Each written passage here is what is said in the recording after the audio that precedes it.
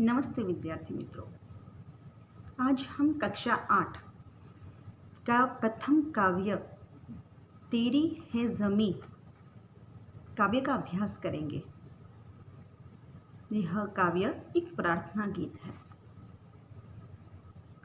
जब हम संकट में फंस जाते हैं और उनसे छूटने का कोई उपाय नहीं सूझता, तब हमें ईश्वर की याद आती है। वह सर्वशक्तिमान और कृपालु है। यह काव्य एक प्रार्थना गीत है। इस पद्य में ईश्वर के प्रति ऐसा ही विश्वास प्रकट हुआ है। विद्यार्थी मित्रों, इस काव्य के शब्द कुछ इस प्रकार है। तेरी है ज़मीं, तेरा आसमान, तू बड़ा मेहरबां, तू बख्शिश कर। सभी का है तू, सभी तेरे, खुदा मेरे, तू बख्शिश कर। इस काव्य में ज़मीन, तेरी है ज़मीन, हे ईश्वर, यह ज़मीन, यह धरती तुम्हारी है। यह आसमान, यह आकाश, यह नभ तुम्हारा है। सभी का है तो सभी तेरे।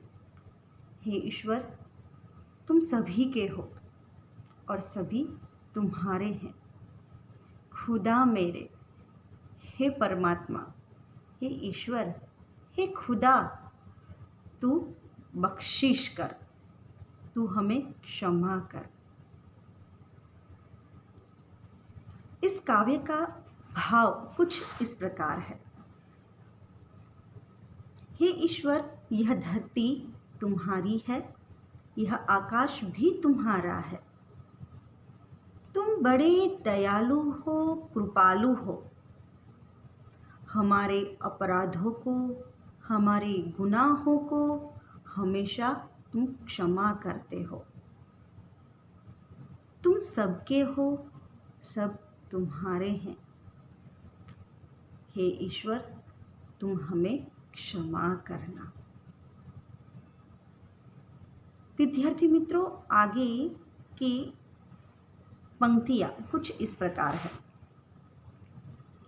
तेरी मर्जी से ए मालिक, तेरी मर्जी से ए मालिक, हम इस दुनिया में आए हैं। तेरी रहमत से हम सब ने ये जिस्म और जान पाए हैं। तो अपनी नज़र हम पर रखना, किस हाल में है ये खबर रखना। इस काव्य की पंक्तियों में कुछ जो शब्द हैं वह उसका अर्थ इस प्रकार है कि तेरी मर्जी से, मर्जी मतलब कि इच्छा से, ये मालिक, मालिक मतलब कि स्वामी, यहाँ पर परमात्मा, हम इस दुनिया में आए हैं, हम इस जगत में, इस संसार में आए हैं। तेरी रहमत, रहमत मतलब कि दया, कृपा से हम सभी ने यह जिस्म, जिस्म मतलब कि शरीर, देह, काया और जान पाए हैं। जान का अर्थ शरीर, जान, प्राण पाए हैं। तो अपनी नज़र हम पर रखना। हे ईश्वर, हे परमात्मा, हम कोई भी संकट में आ जाए तो तुम अपनी कृपा दृष्टि हम पर बनाए रखना। हम जो भी परिस्थिति में हैं, हे ईश्वर, तुम्हारी दृष्टि, तुम्हारी कृपा हमेशा हमारे साथ बनाए रखना। तेरी है ज़मीं, तेरा आसमान।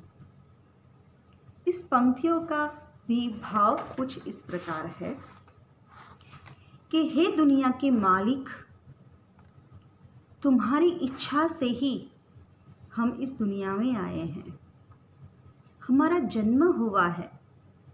तुम्हारी कृपा से ही हमें यह शरीर और प्राण मिले हैं।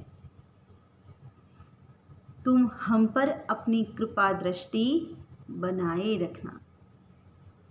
हम किस हालत में हैं, हे परमात्मा, तुम उसकी हमेशा खबर रखना। विद्यार्थी मित्रों, इसके तीसरे चरण में, इसकी तीसरी पंक्ति में समझाया है, तू चाहे तो हमें रखे, तू चाहे तो हमें मारे, तू चाहे तो हमें रखे, तू चाहे तो हमें मारे। तेरे आगे झुका के सर खड़े हैं आज हम सारे। ओ सबसे बड़ी ताकत वाले, ओ सबसे बड़ी ताकत वाले, तू चाहे तो हर आफत टाले। हे ईश्वर, हे परमात्मा, तेरी इच्छा से ही हमें यह शरीर मिला हुआ है, यह प्राण प्राप्त हुए हैं, और तू चाहे तो हमें जीवित रख सकता है और तू चाहे तो हमें इस धरती से ले भी सकता है। फिर भी हे परमात्मा, हम तुम्हारे समक्ष अपना सर झुकाकर खड़े हुए हैं, तुम्हारी शरण में हैं। ओ सबसे बड़ी ताकत वाले हो, ये सर्वशक्तिमान, तुम जो चाहो तो हर परिस्थिति को, हर तकलीफ को, हर संकट को दूर भगा सकते हो। विद्यार्थी मित्रों, यह काव्य जो है बड़ा ही सुंदर है, जिसे आपने ध्यान से सुना होगा। इस काव्य के कुछ शब्दार्थ जो मैंने यहाँ पर लिखे हुए हैं, मैं आपको इस वीडियो के द्वारा प्रस्तुत करूँगी। इस काव्य के कुछ प्रश्न हैं जो इस प्रकार हैं कि कवि ने किसे मालिक कहा है? कवि ने किसे मालिक कहा है? तो कवि ने परमात्मा को मालिक कहा है, कवि ने ईश्वर को मालिक कहा है, कवि ने खुदा को मालिक कहा है। कवि ने परमात्मा को मालिक क्यों कहा है? कवि ने परमात्मा को इसलिए मालिक कहा है क्योंकि यह धरती, यह आकाश उसी का है, उसी ने तो यह सारी दुनिया बनाई है।